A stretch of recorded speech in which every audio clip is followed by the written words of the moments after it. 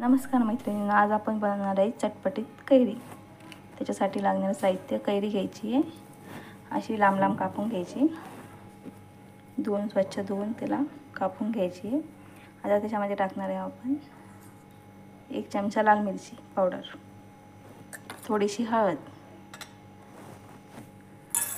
काळी मिरी पावडर 1 चम्मच, थोडासा चाट मसाला, पिठी साखर टाकायची त्याच्यामध्ये 3 चम्मच। चटपटीत बनवायची आपल्याला, त्याच्यामुळे थोडीशी आंबट, थोडीशी गोड, थोडंसं साखर टाकायची आहे, पिठी साखर, आणि मीठ टाकायचे। आता हे सगळं मिश्रणाला आपण चांगल्या प्रकारे मिक्स करून घेणार आहे। हे बघा, आता कैरी चांगल्या प्रकारे सगळं मसाला लागलेला आहे कैरीला। आता आपण हिला उन्हामध्ये वाळवणार आहे। ताट घ्यायचं आहे, ताटामध्ये असं पांगवून ठेवायचे ते लांब लांब,